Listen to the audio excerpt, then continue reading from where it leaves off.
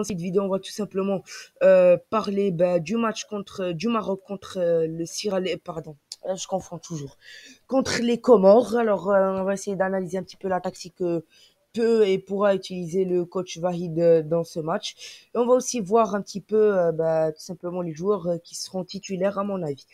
Alors déjà, avant de commencer la vidéo, dans ce match, je suis pas tellement excité de le voir. Pourquoi? Parce que tout simplement, on va jouer contre une équipe qui s'appelle les îles Comores. En arabe, c'est les îles de la lune, Al-Qamar. Et si tu perds contre Al-Qamar dans une équipe qui a un nom comme ça, alors franchement, je sais pas ce que tu veux, à quoi tu veux attendre dans la suite de la compétition. C'est vraiment un début qui est pas du tout rassurant pour les Marocains. Après, comme l'a dit Hervé Renard, oui, lors de son époque, on a tout à perdre, mais on n'a rien à gagner. On a tout à perdre si on perd ce match ou on fait un match nul, mais on n'a rien à gagner si on le gagne. Si tu le gagnes, on est déjà favori pour ce match. Après, il faudra faire attention à ne pas sous-estimer l'adversaire. Ne vous inquiétez pas, on va parler de tout ça dans cette vidéo. Et c'est parti, les amis. Bien sûr, on va commencer par le gardien du but. Alors, autant que gardien, je vois bien Bounou. Il n'y a pas trop de suspense. On l'a vu dans le dernier match. Il a fait un arrêt interstellaire, intergalactique, interuniversel, international, ce que tu veux. Son arrêt, il était super. Il nous a permis de Pépé, de pas perdre le match tout simplement. Alors pour moi, il doit être titulaire indiscutable. Alors en tant que gardien, limite moi pour moi Bono, c'est limite le deuxième homme du match. Alors en tant que défenseur, il y a Seyss bien sûr. Seyss là aussi, il n'y a pas trop de suspense. On l'a vu, Seyss dans son dernier match, c'était juste un monstre. Il était présent dans tous les ballons aériens du Maroc. Le mec, ça se voit quand il était petit, tu pouvais pas lui parler s'il boivait, avant qu'il boit son bol d'huile d'olive. Je te jure, il boit pas son zit. Là, tu lui parles pas, je te le dis. Alors, à côté de lui, je vois bien Neif Agerd. Comme d'habitude, là, pas trop de surprises. Agerd, voilà. Là, on a Messina voilà, donc Messina, son dernier match, il était pas mal, il a fait de gros efforts. Je suis pas tellement d'accord avec ceux qui disent que, par exemple, non, il était pas bien en attaque, il a fait son effort en attaque. Après lui, c'est un défenseur, c'est pas un attaquant. Il a pris un carton jaune, c'était ce qui a ralenti son jeu. Du coup, voilà. En tant que défenseur droit latéral, alors là, il y a Hakimi. Pas trop de suspense là aussi en défense. Hakimi. Autant que numéro 5, milieu récupérateur, celui qui va faire les relances, qui va être un petit peu le pont entre l'attaque et la défense, entre le milieu, pardon, et la défense. Le dernier match, c'était Semi Maé. Là, je vois bien Amrabat. Pourquoi? Parce que le dernier match, il y avait l'équipe du Ghana qui avait un attaquant de pointe qui était vraiment très fort, qui est, j'ai oublié son nom, mais c'était la star de l'équipe. Du coup, Sami Maï, il est spécialiste dans le marquage individuel et c'était vraiment un stopper. Niveau défensif, il est excellent. Offensivement, c'est un peu moins. Ce qui n'est pas le cas de Soufiane Amrabat et des Comores. Les Comores, ils ont pas tellement une star. C'est une équipe qui joue un jeu vraiment collectif. Voilà, du coup, je vois bien Soufiane Amrabat parce que dans ce match, je suis sûr que les Comores vont jouer dans un bloc bas et ça sera à nous d'attaquer. On a besoin de quelqu'un qui va nous faire la construction de jeu ainsi que les relances. Alors, Amrabat. Autant que le numéro 6 ici, alors là, il y a un petit peu de suspense. On a soit Ounahi, soit Fajr, soit Barkouk. Personnellement, j'aimerais bien qu'ils mettent Barkouk. Pardon, non, pas Barkouk. Fajr ou bien Ounahi, parce qu'on l'a vu, Ounahi, il a fait un excellent match lors de son dernier Maroc-Ghana.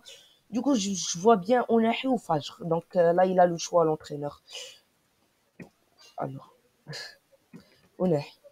De l'autre côté, normalement, c'est Emran Louza. Après, il n'était pas tellement convaincant dans son dernier match. Je pense que l'entraîneur va lui faire confiance de par sa qualité de jeu, son style de jeu aussi et sa prestation avec Watford. Je pense qu'après, il revient de blessure. Voilà, donc faut pas trop lui demander. Je pense qu'il y aura Louza. Peut-être Ounahi va venir là. Louza de l'autre côté. Et si vous voyez ce que je veux dire, donc Louza là. Ounahi là, parce que c'est aussi son poste. Et là, il met Fajr ou quelque chose comme ça. Du coup, ça reste encore un choix de l'entraîneur. C'est à lui de voir. En milieu offensif, milieu créatif. pardon, créateur, je vois bien Shaer, s'il est bien sûr rétabli de sa blessure. Mais juste, s'il vous plaît, mettez pas moi un mellah. Mettez pas moi, j'ai inventé mon français. Mettez-moi pas un mellah. Juste pas un mellah. Ce que tu veux, ce que tu veux, pas lui. Pourquoi? Parce que un mellah, je l'avais dit, il m'a vraiment surpris dans son dernier match. Moi, je pensais qu'il était assez, il y avait un niveau assez moyen. Un mellah, c'est quelqu'un qui doit encore plus travailler. Il a beaucoup de qualités qu'il doit développer pour pouvoir être titulaire avec son équipe ou avec l'équipe nationale. Parce que Amlah, on l'a vu, il a fait des dribbles de malade dans son dernier match contre le Ghana. Après, il était absent sur 80% du match. Et les 20%, on l'a vu, c'était des dribbles, des trucs vraiment des choses, des actions qui sont dignes des joueurs mondiaux, internationaux. Autant qu'attaquant, alors là, pas de discussion. Franchement, moi, je veux que le coach met Tarek Tissoudali, autant que numéro 9, finisseur ou ce que tu veux, juste attaquant.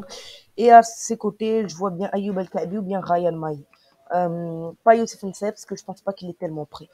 Voilà, du coup, pourquoi j'ai choisi cette tactique? Bon, déjà, Tissoudali, on l'a vu, dès qu'il est entré, il a joué même pas 10 minutes, il a fait un dribble de malade, ça pouvait être un gros but, là, le deuxième but pour le Maroc. Et le Kaabi, on l'a vu, c'est le spécialiste des tirs acrobatiques. Il est aussi très convaincant avec son équipe. Du coup, pourquoi j'ai choisi ces tactiques comme ça? Vous allez me dire. C'est tactique parce que généralement, le Maroc, il devra attaquer vers le Ghana. C'est nous qui devrons contrôler le match si on veut avoir un espoir de le gagner. Du coup, dans cette tactique, on a déjà Hakimi. Pardon. Comment je vais faire? On a déjà Hakimi qui a vraiment un espace là pour avancer. Il pourra exercer son rôle offensif pleinement. On a Messina aussi qui peut avancer vers là. On a Shaer qui est en soutien pour les deux attaquants. Et bien sûr, ici, on a une grande cohésion d'équipe. C'est des joueurs qui jouent entre eux la plupart des matchs. On a vraiment des triangles un petit peu partout. C'est super pour les combinaisons et pour un jeu comme on l'aime à la brésilienne. C'était tout pour aujourd'hui. Si vous voulez mon pronostic pour le match, sur le papier, le Maroc devrait gagner. Après, sur le terrain, alors là, ça reste très très ouvert parce que on peut avoir une surprise des Lions de l'Atlas comme avec le Bénin, comme l'Algérie contre le Sierra Leone, s'ils sous-estiment l'équipe. À ceci, je vous dis au revoir et ciao.